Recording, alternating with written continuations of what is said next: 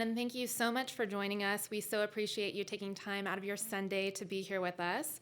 I am delighted to introduce the first of our guests. Nina Kraus is here from Northwestern University, where she's a professor and researcher and runs the Auditory Neuroscience Lab in Evanston, Illinois. Dr. Kraus is really one of the premier researchers on the topic of how our brains respond to music and sound. She is really a true pioneer of thought in this area, and we're so delighted to have you here in Pasadena. So thank you for joining us. Delighted, thank you. Thank you. So I wanted to start, Dr. Kraus, you've published dozens of peer-reviewed articles on music and the brain. Can you tell us a little bit about how long this field of research has been around and really what interested you about it to begin with? Yeah, so the field hasn't been around all that long. As an auditory neuroscientist, there was a time when a lot of the research, and still a lot of the research, is focused on how does the brain process simple sounds, because the idea is if you can understand simple sounds, tones that you can put together, how the brain might understand more complex things like speech. So the field has moved from these simple sounds to more about speech, and now more about music. And overall, there is a movement towards looking at how the brain works in more ecologically valid situations. And the work that I think we'll be talking about today is how you can take very basic laboratory research that is done by definition in a laboratory and apply it to a field. And here the field is what is happening to kids as they're learning music in schools. And Dr. Kraus, can you give us a sense of sort of your timeline with the research and also other researchers? Are we talking 20 years or so, or what is sort of the time frame? I would say, so I've been around a few blocks. I started as a biologist and really I studied the biology of learning and the way in which our experience with sound affects that learning. And I initially started, recording from individual cells. And I have continued to look at cellular activity and have moved to language. And so that was a very big area, the biological foundations of language. And fundamentally, I'm interested in human communication and human communication through sound. And both speech and music are rooted in our human desire to communicate. And so the work in language very naturally led to the work in music. And I would say in about the last 5 years or so, worldwide, there has been an interest, a mounting interest, in looking at what is the impact of musical experience on the brain. I want to dive in and talk a little bit about your work right here in Los Angeles with the Harmony Project, and we're lucky we have the founder of the Harmony Project is here today, so maybe if questions pop up in the Q&A, she could respond to those. But the Harmony Project is a music and mentorship nonprofit that serves low-income youth here in Los Angeles. And you've essentially been examining what the brain hears. So I was wondering if you could explain to the audience what that means exactly and what exactly you're finding. Yeah. So, as I'm talking to you now, the nerves in your brain that respond to sound are giving off electricity. And electricity is the currency of the nervous system. So with electrodes, with scalp electrodes, if I put electrodes on all of your heads, and I was able to pick up that electricity, which in fact I can do, and I have to, of course, amplify it and work with it in order to extract that auditory processing from your brain. But in fact, we can do this. And now, with unprecedented precision, we can measure how the nervous system responds to sound and how it is affected by experience. And we have a little clip of audio we're going to play to kind of explain this. So this is a clip of audio from This is Spinal Tap, the film. And the first clip is how a musician would hear it, and the second clip is how a student in poverty might hear it. So let's play the audio, and then we'll talk a little bit about what we're hearing. This is a top to what we use on stage, but it's very, very special because if you can see, the numbers all go to 11. This is a top to what we use on stage, but it's very, very special because if you can see, the numbers all go to 11. Quite different. So one of the indices of poverty is maternal education. And I don't know if there was a New Yorker article just a week or two ago, The Talking Cure, and the idea that children whose moms have more education are likely to hear more words and to hear more complex language than children from moms who have less education. So that's just been used as a metric. And what we have been able to do in our studies is in our Chicago adolescents, so these are all children who are coming from low-income neighborhoods. Over 90% of the kids qualify for subsidized lunch. And we took these kids, they were educated in the same classrooms, and we divided them simply on their mom's education. And what we found was that the kids whose moms had less education had more neural noise. So you probably heard that there was just this noise in the background. In the absence of stimulation, it's just this noise that is going on in the brain. And then on top of that, very, very importantly, we see that the response to sound is less precise. So, if I deliver a sound once and your brain responds to it, and then I deliver it again and your brain responds to it, a consistent brain is going to give you the same response to the same sound a second time.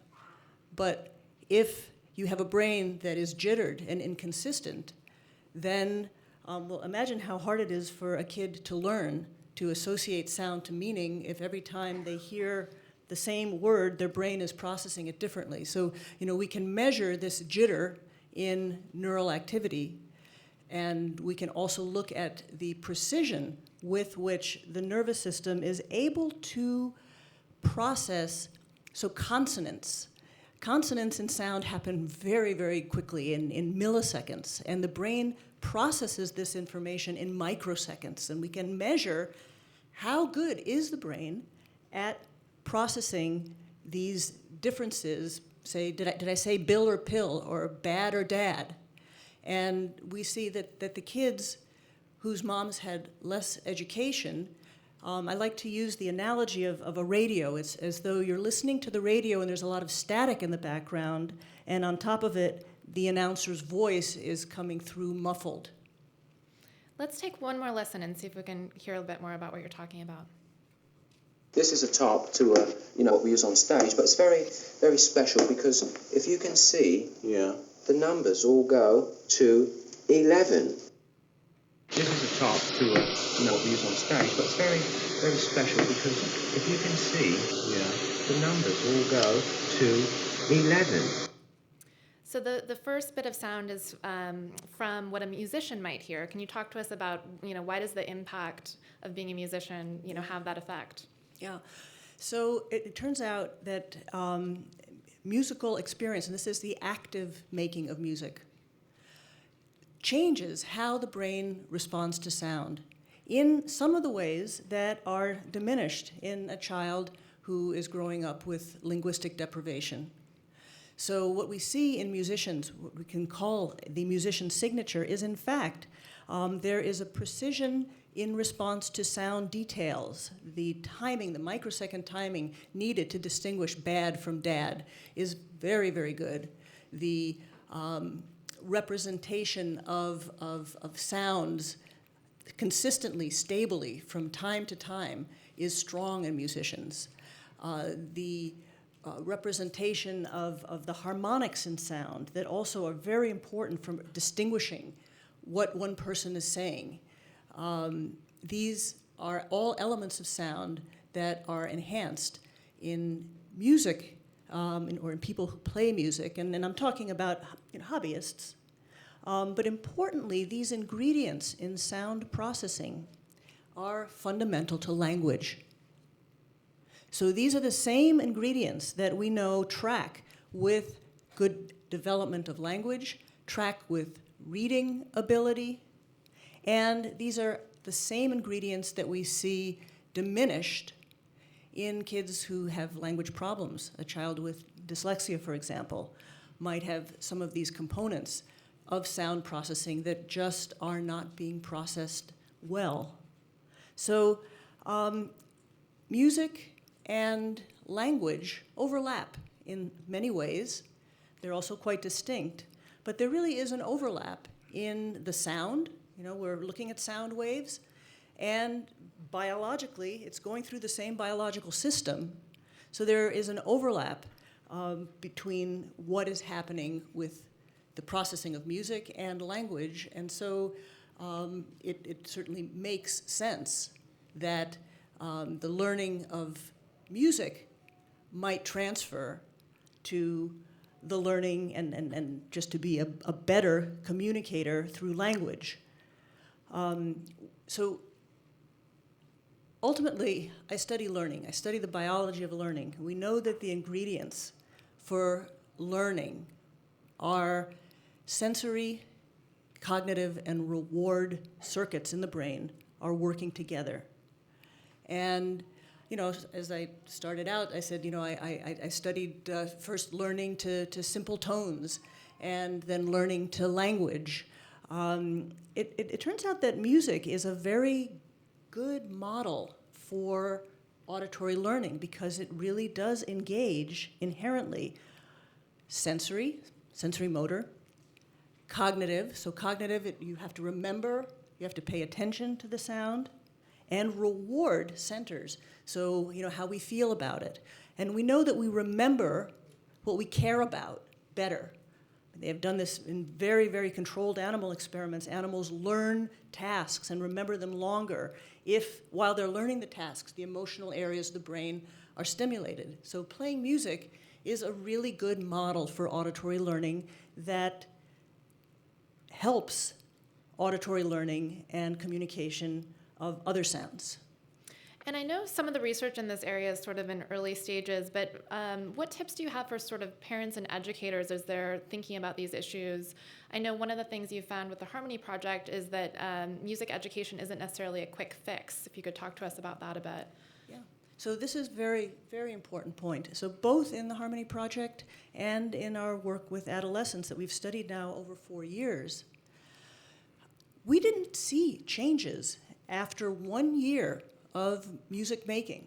So no evidence of biological change. It doesn't mean that there wasn't a biological change. We were just not able to measure it. But after 2 years, and these are kids who had music lessons 5 days a week throughout their school years. After 2 years, we were able to measure very fundamental biological changes in auditory processing. So it really does take time. And we know this is the case for, again, all of auditory learning, the things that we spend a lot of time doing. So the languages we speak, the music we make, have a profound impact on the nervous system. The things that we just spend a little bit of time doing have much less impact. But, you know, I like to say biologically we are what we do, and that biologically our past shapes our present. That gives us an enormous responsibility to really think about the choices that we make for ourselves, for our children, for our society. And we do know that certainly something that is going to have a fundamental, powerful impact on the nervous system is going to be something that takes time, because it's the repetition, it's the constant reinforcement of neural circuits that, in fact, shapes us into the biological, developmental, evolutionary experiments that each one of us is. I like that description. That's nice. I was hoping you could talk with us a little bit about your rhythm research, which I think is really interesting. So you've found that preschoolers who can match drum beats have better reading potential. Explain this to us. Yeah, so rhythm is very obvious in music, but you might not think that rhythm is also so important for language, because we need to know when important events stop and start. We use rhythm for anticipation and prediction. We stop to make emphasis. We put stresses on syllables. There is a lot of rhythm in language. And it turns out that work that we have done and work that others have done have shown quite strongly that the simple ability to tap along to a beat tracks with language skills. So the development of language, we've discovered this development of language. Others have already shown that this ability to track to a beat tracks with language skills like reading. And again, we are able to see this in a child's brain responses. And so this is where we find this work can be very, very useful, because in a 2 or 3 year old, if you can see from their brain waves that they are tracking the rhythms of sound, then you know that this fundamental rhythm ability, auditory motor ability in the brain is working. But if in the brain waves you see that the child's brain is not tracking the rhythms and sound, then you know right away this child may be at risk for a language problem. I've talked to some teachers out in the field while reporting, music teachers, who've explained that if they get students in 5th or 6th grade, it's much harder to teach rhythm than it is if they had been teaching them from 1st or 2nd grade. Can you talk to us about what's known about how much of rhythm is innate versus learned? Well, so, and this is really interesting, I think, because rhythm is something that we as humans do quite naturally, whether we are musically trained or not. We follow along to a beat. So it's a very natural thing that humans do, and actually chimpanzees do not. People have tried.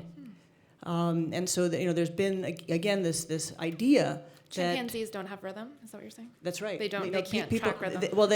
They cannot anticipate a beat. So they're very, very good at doing auditory and auditory motor tasks. But the way a 6-month-old will just naturally move to the rhythm of a song, that's not the kind of thing that an animal that is not a vocal learner.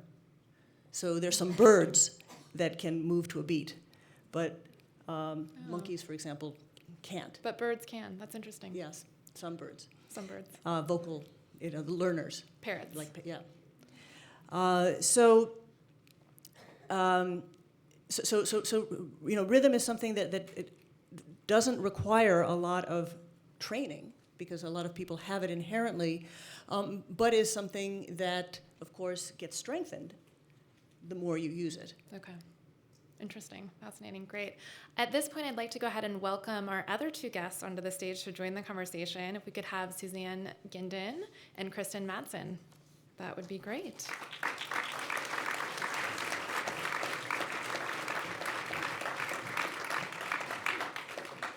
Thank you both so much for being here. I'm looking forward to talking with you both. So Kristen Madsen is the Senior Vice President of the Grammy Foundation and Music Cares.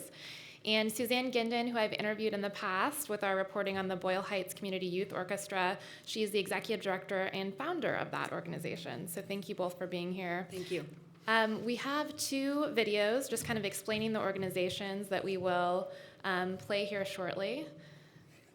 And they're kind of just a setup, basically, for what both of these organizations do. And then we'll get into some more questions. So bear with us.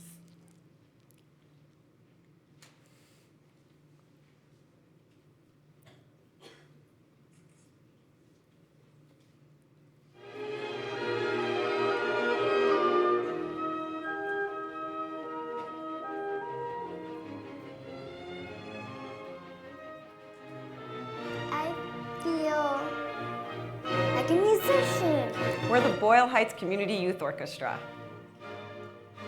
If we build it, they will come. So we put a sign up on the door, and we were hoping for 20. On the first day, we got 40. And as more and more kids came, they brought their sisters and their brothers and their cousins and their neighbors, and we ended up with 62 with a waiting list of about 20. It was really exciting. I know we could have gotten to at least 80. We just didn't have the space or the instruments. Like, when I come to orchestra, I feel so happy. I'm gonna learn something new. I get to learn about an instrument for free.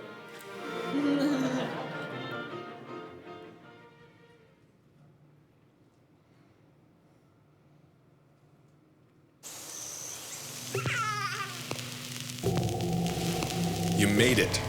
You are here. You are naked and a little confused. Who are these people? You have to learn a lot of things. How to walk, how to talk, how to go to the bathroom. You have to learn a lot of things. But there's one you don't. It's innate in you. It's built into you. It's the language of emotion. It's what feeling sounds like. It's the spark of discovering something new. It's probably the most universal thing in the universe. Our job is to nurture it, to pass it on, to push it forward. For the kids of today, for the kids of tomorrow. That's why we inspire young people to discover how a passion can become a life-changing experience. We give amazing teachers the recognition they deserve. We honor the icons who wrote our musical history. And we support projects that recognize the healing power of music. We're the Grammy Foundation, and we help take the music that's in you and make sure it plays forever.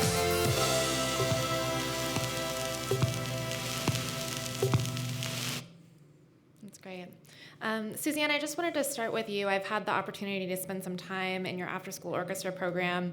I know you've seen some pretty amazing results working with kids over the past couple of years, but wondering if you could talk about the time frame it takes to see sort of real change and real improvements, and what sort of results have come out of the orchestra. Well, it's interesting, the clip that you showed 65 or even 80 kids coming. Right now we're at 25. And I rack my brain, what is it? How come they aren't knocking down my door like they did that first day? And the thing that I come back to every time is it's hard.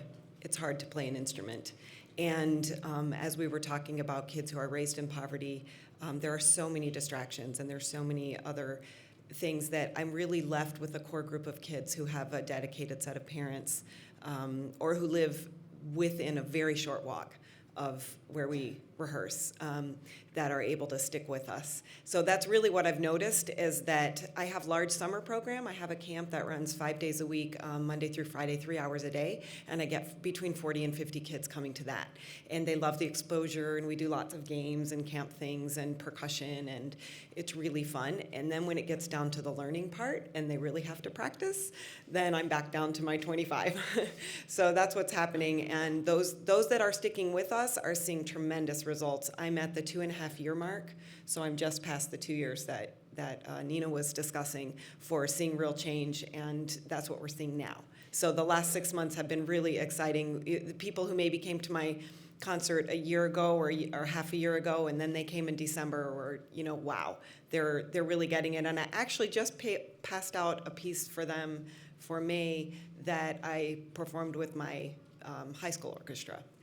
And are you seeing kind of crossover benefits in terms of academic results and other things? Or for the kids who have really stuck with it, what sort of benefits do you think they've gotten out of the program? Yes, exactly. Well, I surveyed informally my parents. I try to do it every few months, but definitely in preparation to share that knowledge with you. They're very adamant that you'll meet Daisy today. She'll play the violin for you, and her math grades have gone up significantly, her mother told me. Elizabeth's math grades have gone up significantly. Christina has become far more social. She used to not have any friends, and now she not only has friends within the orchestra, but she has friends at school. Daisy has a lot more friends. She used to, maybe have one or two, and now she does things with groups of people a lot more easily. And her 6-year-old sister nodded, yes, it's true. She has a lot more friends. And the parents did comment to me that their reading skills are much improved, and that they really just enjoy reading more. So that's some of the feedback that I just got anecdotally.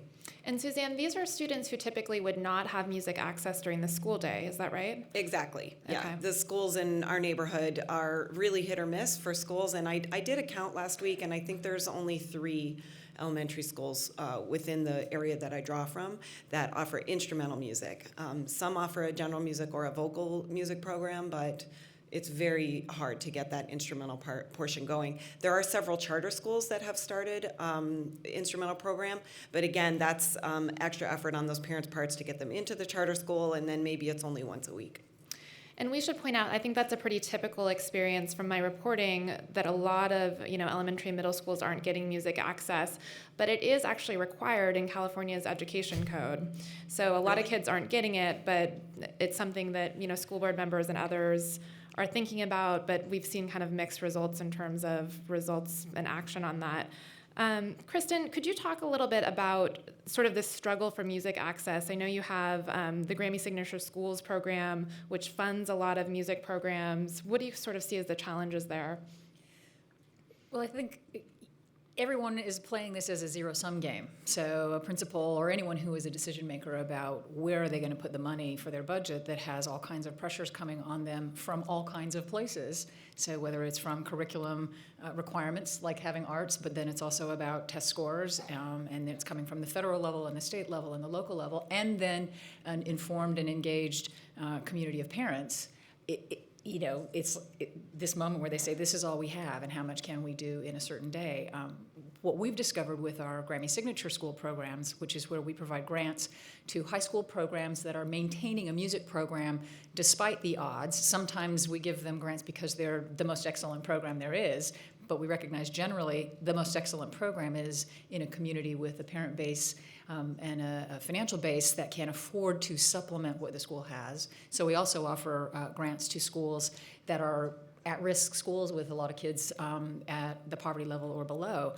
What we find across the board with those schools is that the threshold of making a difference financially in those school programs, we would all in this room consider to be tiny. We're giving grants between $500 and $2,500, and in some cases doubling, tripling, quadrupling what they have to spend on music in that school. So it doesn't take a lot of money. It takes a little bit of money, and it takes a dedicated and passionate teacher who is willing to do something a little bit differently, to look for those ways out of the seemingly insurmountable obstacles being created, the box that they're being put into by all of those outside pressures. How important, and I'll open this up to all of you, but is sort of measuring the success of these programs? I know, Suzanne, you mentioned sort of anecdotal evidence in terms of what you've seen as improvements, but how important is that in terms of getting funding and actually measuring whether it's effective, that type of thing? I can't overstate how important it is to actually have the knowledge, the metrics, the data, to make the points that that we're seeing. So for example, when Margaret or the principals of the Chicago schools came to me, and they said, our kids who are in music are performing better across the board, emotionally, academically, what is going on in their brains. And so, we are looking at what is going on in their brains, and we have learned a tiny little bit about some of the benefits. But what we really need to do, this is just the scratching of the surface, because these are two school districts, two cities. We should be doing this nationwide. We should be doing this in your school, in the many schools and programs that, every day I get emails saying, well, we would like to be able to assess these biological metrics that we have in our population together with learning metrics such as, how are they doing in their academic studies. And it's a matter of providing resounding evidence and also learning, what is working well, what is not working especially well, because when resources are tight, you really want to be able to put them in places where they are going to do the most good. But knowledge is power. And the way, we've all heard enough anecdotes, but if we can really quantify this, and as a scientist, I was saying before, the currency of the nervous system is electricity. Well, the currency of science is peer-reviewed journals peer-reviewed work in the world's best journals, and that's information that is just there, and that is ammunition that can be given to our policymakers and the educators who are in charge of making these various decisions. Suzanne, you teach during the school day as well. Can you speak to, your perception of why music is often cut or isn't always supported, during the typical school setting, K through 12 setting? I have no idea. And have you know what? seen? Can I jump in there on Of something? course. Because it is kind of an odd conundrum. There's a Gallup poll that's done that the NAM Foundation produces about every 5 years, I think, and it's something like 93% of Americans believe that music should be part of a full curriculum. There's not 93% of Americans that agree on anything, and they agree on that. Right. And yet, when push comes to shove, it just kind of gets marginalized. And the only other thing I would add is the research that Nina is doing, which, by the way, the Grammy Foundation has funded, which we are honored to have been able to fund, is specific and more rigorous in terms of the support that they're giving to what these results are. But the concept of research on the impact of music on students in school is not new. To your earlier question that you were saying, there has been research that has been out there, some of it maybe a little bit flawed, but some of it not so flawed, about the benefits for as long as I've been working in music education. And yet here we are in 2015 having a conversation on the radio. The scientific portion is absolutely indispensable, and those studies show, but just if you use your common sense or your sense of, continuity in the world, let's see, if all the music students are the ones getting into college at my school, maybe, these are just absolutely available in any high school in the country. The music students are I'm at Orange High School, and the teachers say, how's it going? And I say, oh my gosh, I love my students. I have the best students.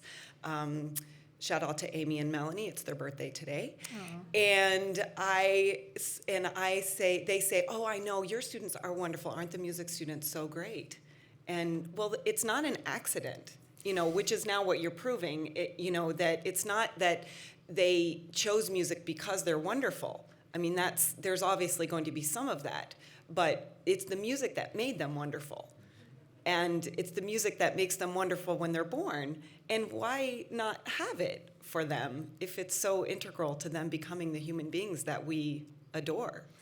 Right. From going out and interviewing parents, one thing that I hear a lot, and I would be curious to see if others in the audience have this experience, but my sense is that parents don't always know that their children aren't getting music access in schools.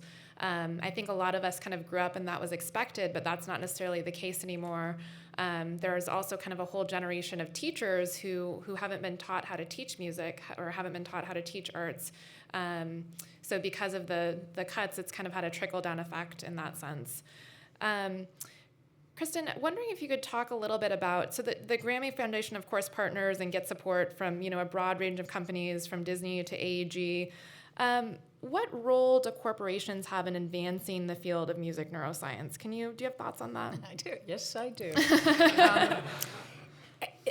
I'll start this by saying that I read something very interesting recently, that there's a Harvard professor who is suggesting the idea that MBA graduates ought to be required to take their version of the Hippocratic Oath for medical students, with the idea being that we are kind of losing that sensibility that I think certainly in the 30s and 40s, in the beginning era of corporate philanthropy, was about corporate community social responsibility.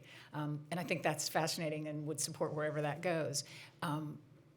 I think that corporations, their core responsibility is to make money for their shareholders. That's what they're about. And then when you get some that are thoughtful about the reality that their community matters to them, even just at the baseline of being consumers, then they start looking in that direction. But I think that is going on one trajectory, but the second trajectory is that we're all reading about millennials who are coming into the world with a very different attitude about how things should work, including the fact that corporations should be kind to the environment and should be, more integrated into what we are all living and breathing and feeling. And they are making decisions with their spending dollars in that same regard. They're looking at what their future is going to be, where they're going to work. Will they work for a company that they can't support its sustainability issues or how it feels about the arts or the issues that matter to them. So I'm actually hopeful that those two trajectories will combine for a decade from now. Maybe that's too long to wait, but some period down the road where people will start to say, yeah, this matters and corporations have to play a different role. We were also talking earlier, big data obviously is a huge asset to everyone.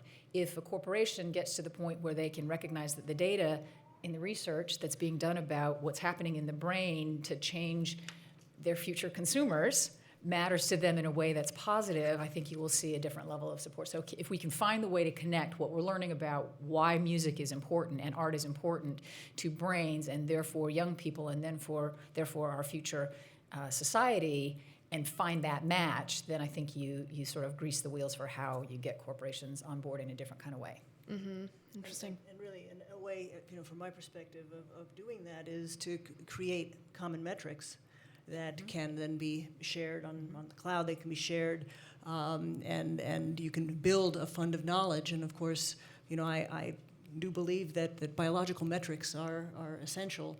And so, having a metric that is accessible and that can grow with its use would bring tremendous knowledge and also, I think, as you're saying, some interest in terms of the various other stakeholders that are interested in what is it that big data has to teach us. And when we talk about funding for music neuroscience research, also it was interesting to learn that funding for the research is also sometimes hard to come by. And can you talk? It's interesting. We're seeing it's hard to get into schools, but also hard to get researchers who get their work funded. Yeah. So I love what I do. I'm just pinch myself, that they pay me to learn. So I love my job, but the getting the money for research part is horrible. And when you spend decades setting up an infrastructure and you have people and mechanisms in place that you can't recreate without having the decades, you really lose sleep and worry about the research dollars, and the research dollars are getting scanter. So all of the work in my lab has been predominantly funded by the National Institutes of Health and the National Science Foundation, and a lot of that work is work that is traditional neuroscience that is done in a laboratory. And also when you think about, so we study learning, and there are various learning scenarios that you can set up in a laboratory.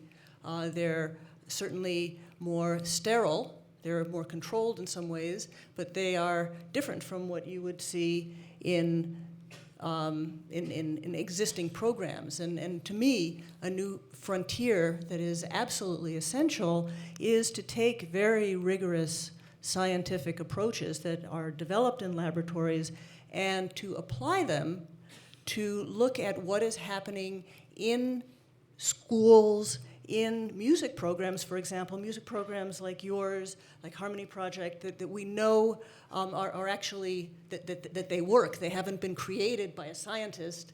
They are programs with a track record. And so, we've been very fortunate to get some support for that kind of non-traditional science from the Grammy Foundation, from NAM. And there's also a side of my work that incorporates clinical medicine. And again, I think that the same point can be made for medicine, that we really need to understand what is happening with different therapeutic approaches in hospitals, in clinics, in situations that are existing and viable in the world. Which are not as controlled as the kind of experiment that you can set up within your own laboratory. So, from my perspective, I think it's important to do both and to use the two to inform each other. I would add one thing to that. there are the major institutions that Nina's talking about, NIH, et cetera, that are clearly under fire because, science, don't lay people get to say whether science is real or not these days? So that's, its own issue that the government funding for science is an issue. But for smaller private foundations, I think it is a challenge to get funding for research on these topics. We actually did some informal looking around as we were justifying to our own board of directors this last year why we wanted to continue to fund music research, and discovered there are, less than a dozen organizations that really will fund just that subject. Isn't that great for us then to say, yes, we'll stay in this area because it's unique for us to be doing it? But I think that smaller foundations have trouble with this because they're, like everybody else, looking for results and looking for outcomes, and good quality research takes a long time. And so can you wait? Can you invest in this for long enough and assign your resources to this for long enough to really make a difference in what you're trying to do versus, gosh, we got to see something in a year or in a couple of years, and then we're going to move into a different area of interest for us. So it's a real challenge for smaller entities that don't have that heft of, hundreds of millions or billions of dollars to put into it. I just want to say personally that, I'm such an impatient person. Anybody who knows me, and yet I'm in science, which you really have to wait and wait and wait to get your results. So I don't know what's up with that, but it's true. I'm curious, to kind of go around and ask all of you, kind of dreaming big and thinking toward the future, what questions in this field do we still need answered? What are things that research needs to explore? Do you want to start with that? So, in terms of language development, we really do need to be able to predict at an early age who is going to have difficulty with language and with developing language, and what are the biological bottlenecks. And again, the biology is so. I'm a signals person, and so I like to be able to study these very touchy-feely, emotional, complicated issues like language and music, but to look at them through the lens of something that's really ironclad, which is biological outcomes. So we really do need to be able to understand biologically who is at risk, and to then also be able to follow kids. And say a child is having a learning problem or a language problem biologically, what is helping them? And can you track them over time? Might it be something like music? Might it be another form of intervention? And having a biological metric that is sensitive to an individual's brain's development is very important. And so to be able to better understand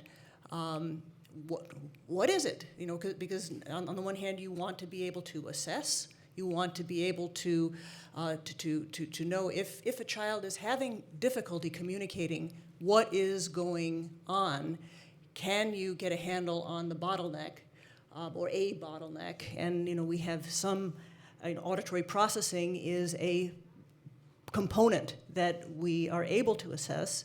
And then you want to know, well, what can we do about it? And there are various ways to think about enriching our lives in sound. And sound is such a powerful and invisible force that can be harnessed to improve communication. And again, we need to have strong biological outcomes to validate or disprove this or that approach to brain development. And we can take this all the way across the lifespan with aging as well. What can we do as we get older to have the strongest nervous systems possible? And there are all kinds of brain fitness programs, and to be able to put biological data to these questions, I think will really inform us. And again, because what we do biologically, we are what we do, we want to have the knowledge to better inform our decisions of how we spend our times and the time that we think others should be spending, and people might be investing in privately, publicly, federally. And once Nina discovers the best what's going on with the communication and where those bottlenecks are, then she can turn to us. Right now, the music curriculum is based on music. It's based on you need to know these elements of form and harmony and pitch, and you need to know the composers from Bach up through. I suppose it stops around Copeland. I go all the way to Lady Gaga, but. And you need to know these things, but what if our school music curriculum was based on her science? And what if I was taught as a preschool, I've taught all levels, so what if when I was a preschool music teacher, I knew that I needed to spend at least a third of my lesson on steady beat?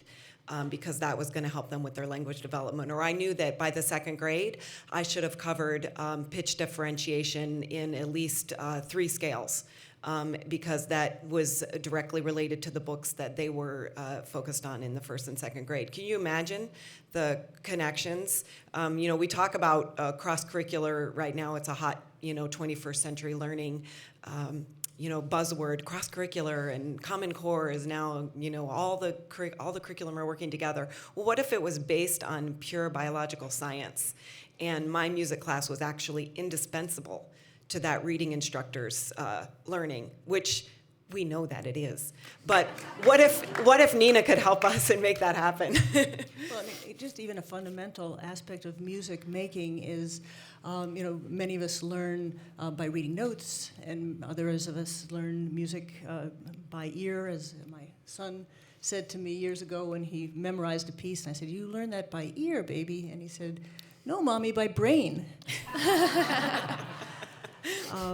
But biologically, this is a study that I would love, and we're working on it. I'm certain that there is no right and wrong way of doing this. There are different ways, and we know that the diversity with which we approach any complex situation is enriching. But to really understand what are the differences biologically in our strategies of learning. I mean, that's just one of so many questions just relating to music learning. Mm-hmm. Kristen, your dreams of where research can take us? Well, beyond what Nina touched on, I think just a little towards the end of what you were saying, which is we're talking today about the impact of research on the brain and music in education, but think about it in the lifespan. So the research that's being done on music and Alzheimer's and music and Parkinson's disease and all of those areas, which is the really big pot of gold at the end of the rainbow. But to this narrow question of music education, I go back a little bit more to Suzanne and what's being said here. I think that the studies that are done showing these terrific impacts of music, the very next question to me is, and has been researched a little but should be more, is the same result found from another subject? Is it just music? Is it just music performance or just choral music? Or is it also the same thing in sports or in science, et cetera? And maybe more importantly even than that is, what if it's both? So again, to get out of that zero-sum game, but the additive piece, what if it's music and science and all the things that I think we all feel like we should all be learning to make the whole child, and yet we are all pitted against each other. So let's look at those studies that say, look at the results, the synergy that happens when it's not just one or just the other, but this combination. Yeah, and there's another factor too, which is speaking another language, bilingualism. Right. And many of the kids that we study, Right. Are Spanish-English bilinguals, and it turns out that there is a real advantage biologically in terms of auditory processing for speaking this second language, and so and again you put these ingredients together, and it's always a tug of war between enrichment, deprivation, different forms of enrichment working together. Again, we are really in a position where we have some tools to acquire knowledge, and it's a matter of continuing to to strive to understand what is happening in our nervous systems to engender the very best possible learning through sound. Well, speaking of long-term studies, I believe it's a 10-year study being done by the LA Philharmonic I wanted to speak to for just a moment with Antonio Damasio. And they have a control group right now of sports only, a soccer group, and they have a control group of kids who aren't doing any enrichment, and then the control group of students who are involved in the YOLA program, who are going 4 to 5 days a week. Which we should explain, YOLA. Yeah, the Youth Orchestra is LA, which is, I love what I do, and you're going to enjoy the kids in just a minute, but I didn't come up with the idea myself. I followed the Gustavo Dudamel tradition of El Sistema in my effort to bring instrumental music to Boyle Heights. So what the LA Philharmonic is doing in South LA and in Koreatown, those kids are involved in a small study right now to just see if music is that deciding factor and what is it specifically about music and music in the brain and how music is learned by the brain. Is it, what are they going to see? Are they going to see it being enhanced in all the kids? What differences? So far it's 2 years old and they are seeing some different, after 2 years, we talked about that being a key moment in the music learning time. They are seeing those kids with extra levels of auditory processing abilities. Yeah, so the issues of controls are very important, and in fact, so in our studies we have both, they're randomized controlled studies and studies where kids either have no music or they have another form of enrichment. So in some of our studies, the kids are educated in the same classroom, but they are involved in more fitness-based ROTC activities. And it's absolutely key to be able to piece together the different impacts of enrichment.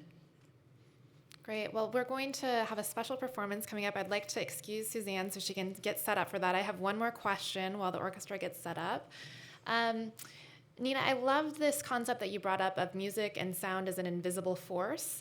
And I was curious, we all have such a deep human connection to music. Can you talk about, is there an element to it that we really can't measure? Is there these concepts of, grit and determination and things that we get from music that are just on such a kind of gut human level that maybe they're unmeasurable?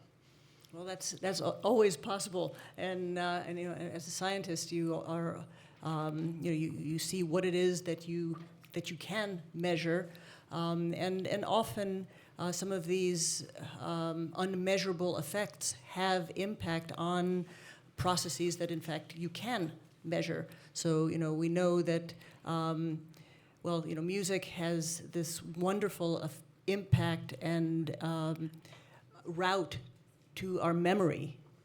And we know that auditory processing really depends on our memory for sound.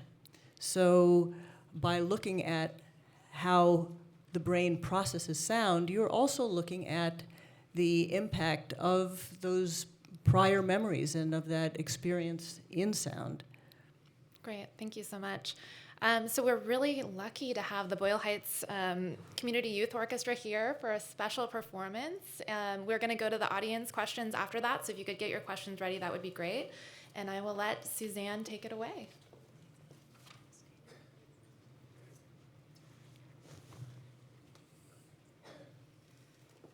All right.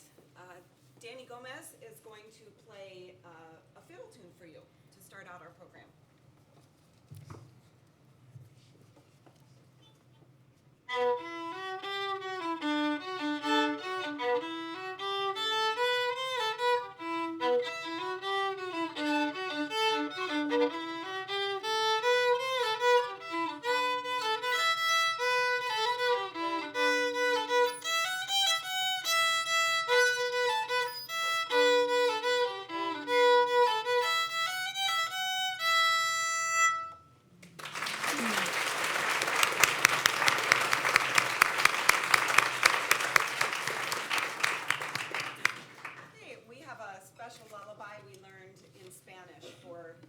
Holiday time, we went Christmas caroling on Cesar Chavez Avenue.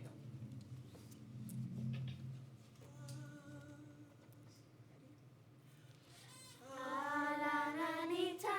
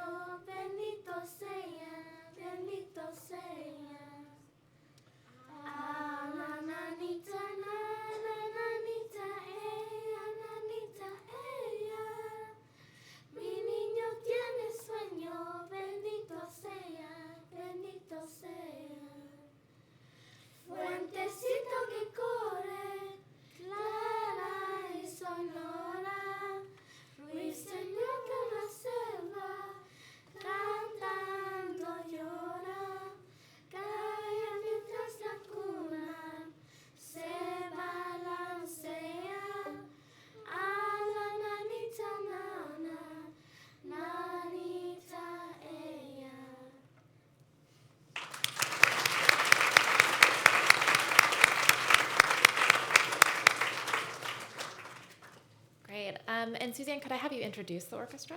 Certainly. We have many siblings. This is Daniel Gomez and his sister Elizabeth Gomez here. Oh, thank you. Daniel Gomez and Elizabeth Gomez. We have Daisy Mendieta and her sister Ariana, who is standing up in front. She's on flute in the back. We have Ashley and Emily back on flute, Perez. Lenani doesn't have a sibling. She's our flautist here. This is Cristina Lopez. This is Stephanie and Yenadit Mendez. And this is Juan Pablo Avila on cello. And my helper here today is Erica Salas, who teaches the strings. And the composer of our piece we'll do next is Michael Cooper. Great. And did you want to do that now, or would you like to do it at the end of the program? Sure if did you want the whole? Do they have one or two They more? have one. They have Daisy solo and the Wapango. The Okay, last let's one. do those towards the end. That would be great. Okay. But may I ask Daisy a couple questions, if Sure. you don't mind?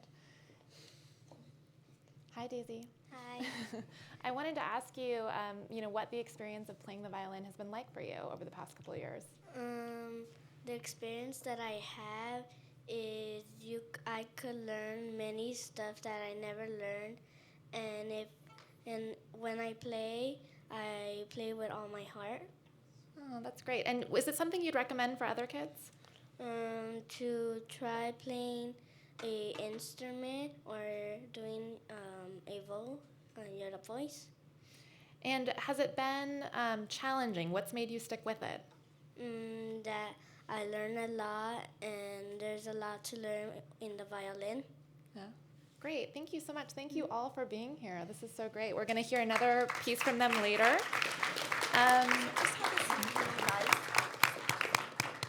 In the meantime, I'd like to go ahead and open it up for audience questions. We have someone going around with a microphone, and we will be going around and getting your questions.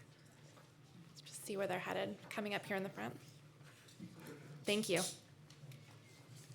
Good afternoon. My name is Vernon. I'd like to thank all the panelists and just kudos on the important work that you're doing. Thank you. I'm going to ask my question, and then I'm going to give an anecdote as to why I'm asking the question. As a tutor, I have conversations with parents and teachers all the time. So tomorrow morning will be a school day. I'd like to hear from each of you, who should parents, teachers, but primarily parents, be calling up and emailing and saying, look, this is important to me. I am a constituent in whatever school district it is. What are you going to do about it? So who should those people be? Now, the anecdote, I've worked in homelessness for about 10 years. In the city of Chicago, where I'm from, and I'm a graduate of Northwestern, thank you. Go Cats. The mayor of Chicago pulled everybody into a room and said, tomorrow, we will do a housing first model. Anyone who doesn't want to do a housing first model can leave their job today, and we'll take that money and use it. And it was done. So that's the reason why I asked the question. In other words, it took a person in power to pull a whole bunch of diverse people who had argued for decades about how to serve homelessness, pulled them in a room, gave them the edict, had the power to make it so. So, I prolong this so you guys have time to think about who are these, and particularly because we're here in LA. I mean, I live in the Valley, but we're here in Los Angeles City and County. So who are the people here that tomorrow morning the parents need to pick up the phone or get on the email, maybe before they go to work or after they get home, and say, look, this is important to me. What are you going to do about it? And how can you help me as a parent do something about it? Great. Go ahead, Susan. My first response would be the principal at each school who has the control over the budget. The principal and the school site council. Many decisions are made. I've lost positions at schools because as a group sitting in a room, they decided that they didn't want to support the music teacher. They chose to put the money somewhere else. So that's a first stop, and then their actual very own principal. The second stop would, I believe, the school board and the superintendent. Would you agree, Mary? You've been. I would, from covering this issue, I would say I've covered LA Unified very closely, and the issue tends to get stuck, at the school board level, so individual school board members are good to contact, and also the superintendent's support is very important. And I would just put in a plug for myself to contact your local public radio journalist, because if I hear your stories, it helps with the storytelling and the reporting. You can also go to two organization websites, Arts for All and Arts for LA. One is about bringing together the arts community in Los Angeles County and the county school division to try to put arts programming in all of the schools. And the first comment you should make to them is thank you. And by the way, also thank you to, if you happen to be lucky enough that you've got music teachers still in your school or a principal, don't forget that the call sometimes is the thank you for doing this, because that's reinforcement for them to continue. Arts for LA is an advocacy group about arts, all funding for arts across the spectrum. Both of them, will be able to help identify exactly who, maybe how to find them, contact them, and if there are any specific advocacy initiatives that are going right now that they can lend their support to. So that's what their job is, so they can help with that.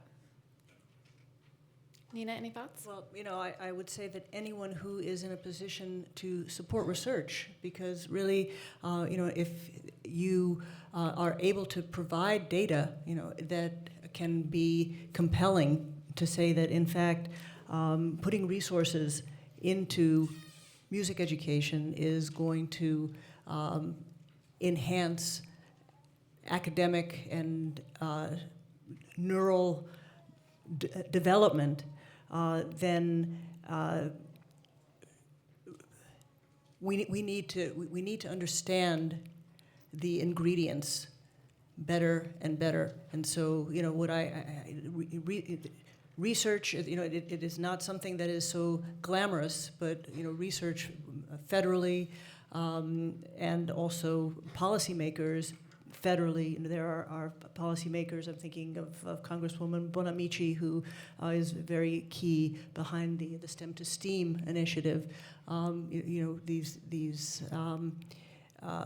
initiatives are what are behind actually making these changes on a national level. Thank you. Other questions? Right here. Hi, good afternoon. Mario Davila, Director of Arts Education for LA's Best. First question, well, it's a two-part question. Do we know the evolutionary reason why we have this connection to music? Number one. And number two, you talked about the benefits to math learning, language learning. Can any of you speak about the social benefits of being in an orchestra and working in groups? Yeah. So there's a debate, and I'm not certain that there is an answer that we know for certain. But there is a lot of evidence that that music may have evolved before language. So. Mithen wrote a book, the Singing Neanderthal, where he kind of addresses some of these issues. But we know that music is a force that, in fact, really brings people together. It is a force because of the rhythm. You can row together. You can work in a field together. You can. It's a vehicle for social cohesion. We all have our songs. We as a nation, we have our national anthems, and we have our songs with our buddies. And there are certain songs for funerals and for weddings. These are songs really unify us as a people. Great, thank you. Other questions? The second piece was Oh, the social benefit. Yes, playing in an orchestra is basically everything is in harmony, and you can all be doing the same thing. It's the only activity where you can all be doing the same thing at once, and you'll agree. And the students who are in that, they have to overlook all the other differences between them. Maybe your dad makes more money, or your clothes are nicer, or you don't like peanut butter, or whatever it is. And in that moment, with that music, they all agree, and it ends up being something beautiful that they can then give to others as a group. And I think the process of doing that as a group creates not only a sense of confidence and self-esteem. Just I was contributing. Everybody wants to be part of a group, and when it's something that is so positive and creates something so beautiful in the world, then they get a sense of self-esteem out of that. And it's a recent study that I read showed that musicians, specifically orchestral band type of musicians, go into the helping fields in much greater numbers, into medicine, teaching, social work, and this type of thing. And I don't think that's an accident. I think that's learned in ensemble playing. Interesting. Great. Other questions? Over here. Hi, I'm just curious, Dr. Krause, that I'm going to narrow it down a little bit just to get concrete. The example you provided of the sort of signal processing of the impoverished brain, and then you juxtapose it, was that a depiction, a representation?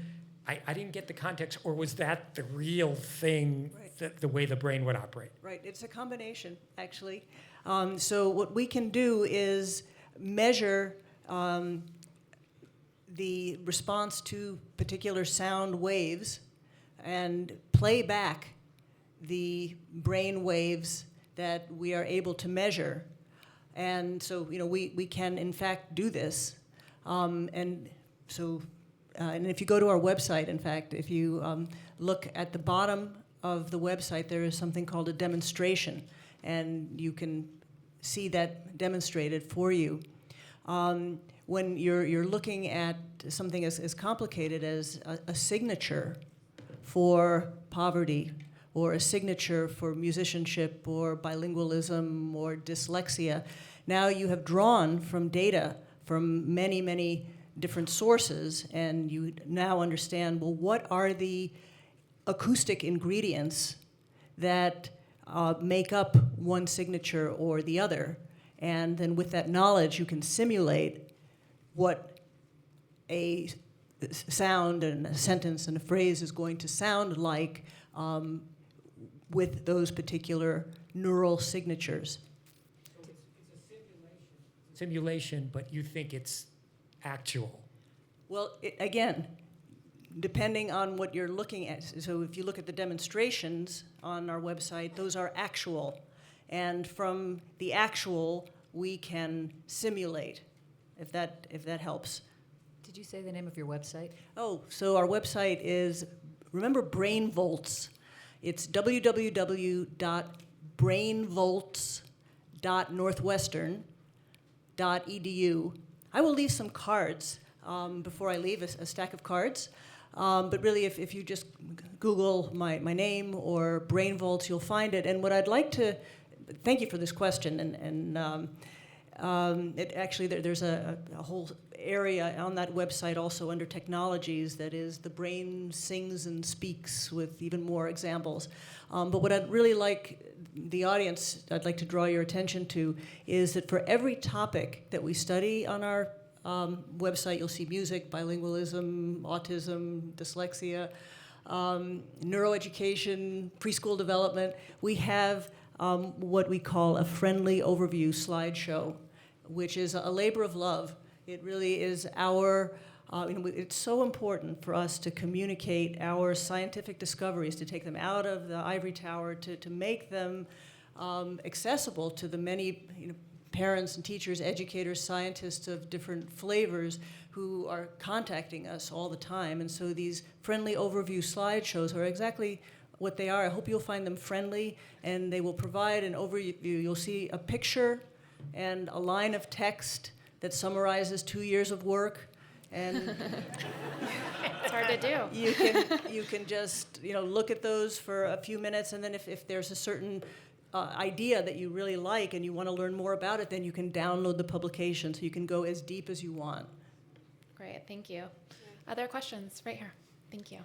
Hi, my name is Chelsea. I'm a second grade teacher in a charter school in downtown LA, and we have no music whatsoever in our program. And my question is, what do you define as sort of like the baseline I could do in my classroom and my other colleagues could do in terms of what do you define as active music making? Because we have a curriculum, Common Core curriculum, that tries to integrate everything, including music, but it's a lot of just watching somebody else sing a song and have the kids like sing the song back to the computer. And so what can we do? Because I feel like a lot of my colleagues might think, well, I don't know how to teach music, so that's out of my hands. What could I do? And then if I do get instruments, I happen to have a class set of recorders that I got donated, so I, like, on the weekend, try to learn recorders so I can teach it. But, you know, if I'm not an expert, if we're not experts, is there any kind of negative consequences that we would be like? I don't want to mess anybody up, you know what I mean? Thank you. I'm just going to make one very brief comment, which is the active music making, whether it's rhythm or recording, and just it's this sound to meaning connection that you're fostering is going to be certainly an important start. Yeah. And I think you can I speak used to teach at Manchester University in Manchester, North Manchester, Indiana, for 4 years. For 8 semesters, I taught classroom teachers how to put music into their classrooms who were non-musicians, and I taught recorder.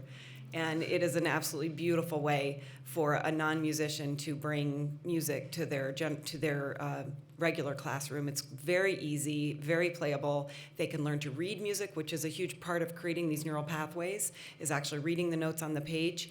And it sparks their interest in learning a real instrument. Maybe they can go to an after-school program like mine. Maybe the school ends up investing in a band and orchestra, however that starts. But it starts with a recorder. Guitars are a bit bulky and expensive, and this type of thing. Singing is always great. Any kind of singing that you can do is perfect. Sing songs about everything you do, putting away your papers, history. There's so many resources on the internet these days. Just go to lessonplans.com, and you will find so many resources that include music for the non-musician. Shout out to Little Kids Rock, which has a wonderful program starting on ukuleles for first and second graders, bringing music into. They have a huge grant program where they provide the training for free for classroom teachers. It takes 1 weekend, and the curriculum is very easy to follow. And you can have a Little Kids Rock session in your class, and the kids can work on popular tunes, which is, of course, wonderful. I heard a group of second graders singing and playing on the ukulele Taylor Swift's Mean, and it was wonderful. So there's some ideas. One other quick thing I just have to add to that, because I think this is important. Our conversation is really about the science and that's telling us what's happening in the brain, and we use that as justification for why music is important in the schools. So we're talking about, music is under fire, we want to keep it, here's the rationale for it. What you can still do, what anyone can still do, is have an experience where your students will play whatever level they're playing, like these kids did over here, and you will look at their faces and you will see what you saw in Suzanne's group today when they're performing, which is a mixture of fear and terror and what am I doing, and maybe a little bit of a laugh. But you'll also see joy. And we want to remember that coming back to all of this is no matter what's happening in the brain or why it's good for us or how we will be smarter or what we will do to contribute to society, playing music is a joyful experience that everyone should have the opportunity for. Thank you. Thank you. Question back here. Hi, my name is Amity Grimes. I'm an instructor of parent education at Glendale Community College, and I work with parents from birth through adolescence. I also did my master's thesis on the effects of homework overload on the family, the non-academic effects of homework overload. I'd like to address my question to Suzanne.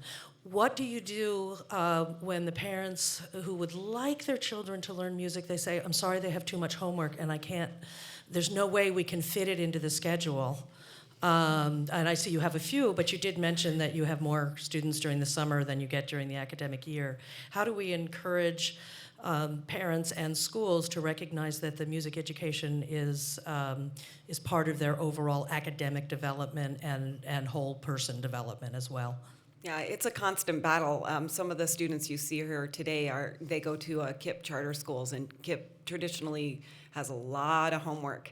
And the best, it's just a constant battle. Just always, and I've actually had conversations with principals where, can my program be your enrichment that you usually go from Thursdays 3 to 5? Can they just come to my rehearsal instead? And it's just always fighting that battle. I don't know, does Daisy, you have a lot of homework. How do you balance out your violin playing with your homework? And you're in dance and soccer.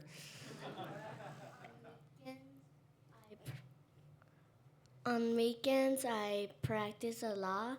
So if the days that I don't practice, I practice more. Okay, so she balances out that way. But yeah, we get that all the time. And all you can say is that continuing to practice your instrument will actually cause you to work more efficiently and effectively in all your other classes. Great, thank you. Question over here. Yeah, my name is David. I'm a beneficiary of, I guess you could say, music in the schools here in Pasadena. I have two questions. The first one has to do with the scientific research, and I'm curious what the hereditary effect is on what you're studying.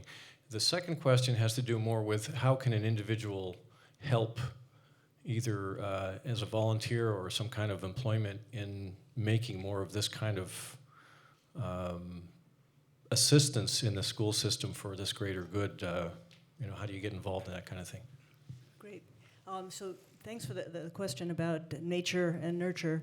And obviously we are genetic beings, and everything that we do is affected by our genetic makeup and by our environment. And so surely many of us come to music making with more and less aptitude, if you want to call it. And there are ways of looking at the effects of experience. So the way that we have handled this, and many other scientists as well, is to look at dosage effects. So, can you say that that the more that you if you start out with kids who are playing maybe with no music, and then the more years that they're playing, the greater the effects. You can see the dosage effects. The other thing that is very important, but that's cross-sectionally, probably the very best way to tease out the nature-nurture components is to do the kinds of longitudinal studies where you randomly assign, as we did with the Harmony Project. These are all kids from the Harmony Project waiting list, and they all had the same desire to be in the project.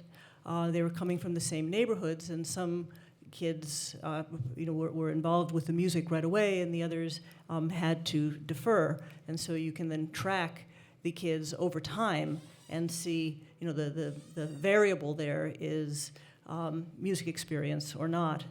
Other ways of looking at this is to look at the effects of different instruments that people play, because you can look at people who play, for example, the bassoon or the piano, and you can see that some of these neural signatures for musicianship happen irrespective of the instrument you play, but there's also what you call specialization of the specialized. And so that, if you play the bassoon, your brain is especially tuned to the notes and the sounds and the timbres of the bassoon, and it's hard to think that maybe that you were born to be a bassoonist. But anyway, the issue of nature and nurture is a very, very key one, and also of personality. Those are other important factors of who's going to stick with the music and not. Great. I have a response to your go ahead. volunteer question, which is I think there's a grade school teacher on the aisle right over here who could use some help in learning how to teach recorder to her classroom. So maybe, Yeah, absolutely. Yes, about the volunteer piece, I believe that Margaret would also accept any volunteers for the Harmony Project. There's the Yola orchestras, they're in Pasadena. There's lots of nonprofit conservatories and orchestras that are doing this right now, and I believe getting my contact or Mary's contact or any of us, we'd be able to put you in touch with spending some time with the kids, because even 1 hour is going to make a life change for you and them. Great. I'd love to get in a couple more questions before Dr. Krause has to leave us. Right here. Thank you. Hi, Dr. Gary Scott. I'm on school board in San Gabriel Unified School District, and fortunately we have a board colleague, Mr. John Eccleston, and our orchestra teacher, Esther Minwari. We have spent the last year to try to use as the model of El Sistema to implement at one of our low SES schools, music every day for every child, K-5. And it's a model to see, will this work? And our conversation, it's almost like you all have been hanging out with us for the last year, you know. And before I go there, I want to thank all you students for being here today.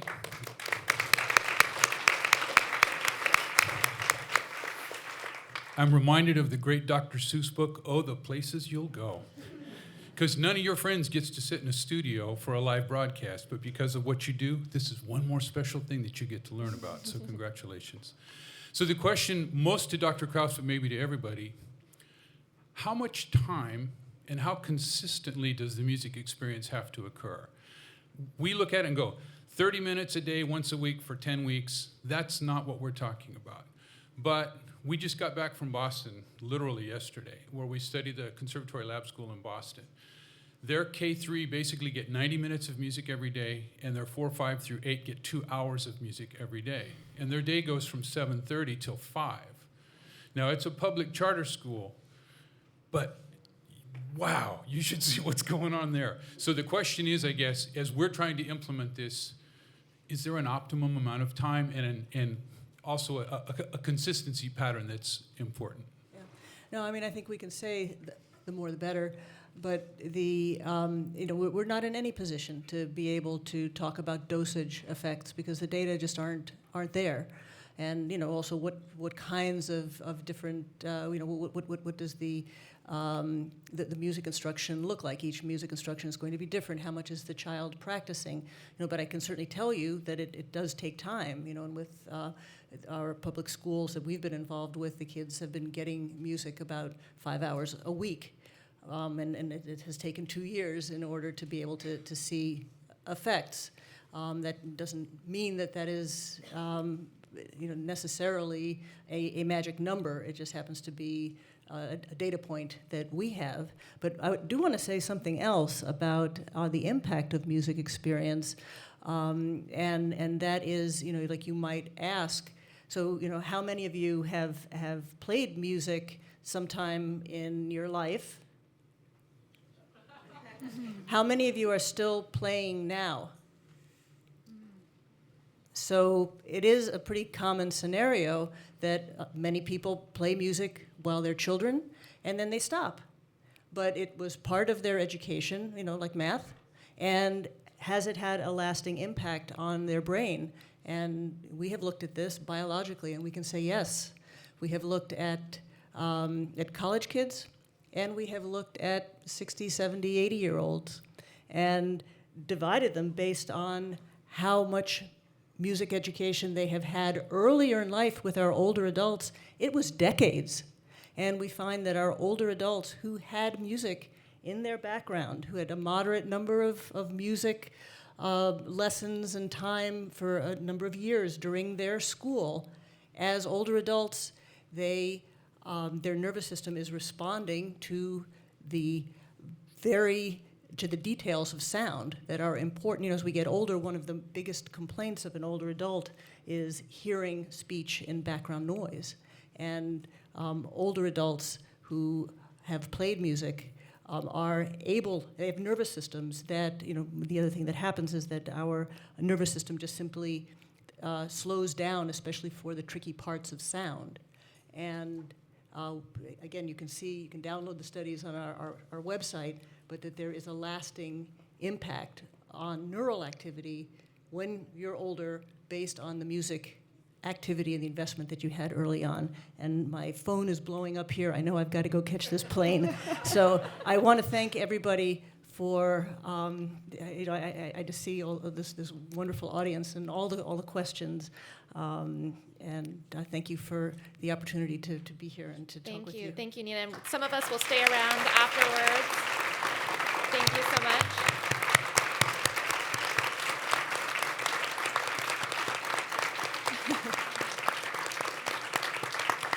So appreciate her being here. Some of us will stay around afterwards to answer other questions and mingle a bit.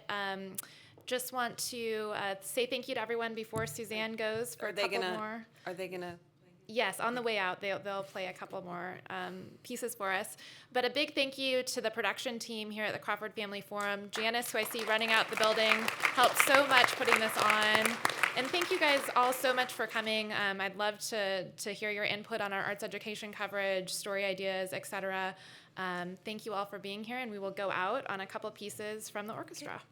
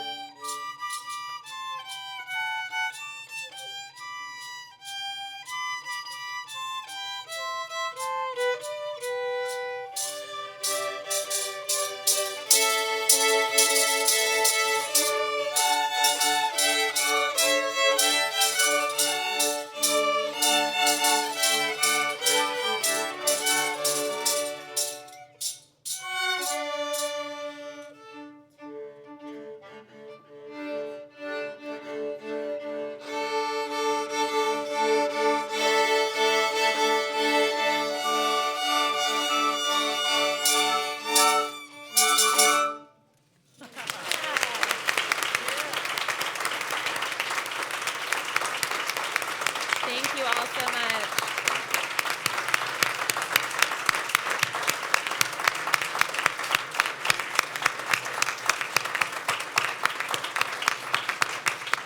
Thank you, everyone, for coming. That's a wrap.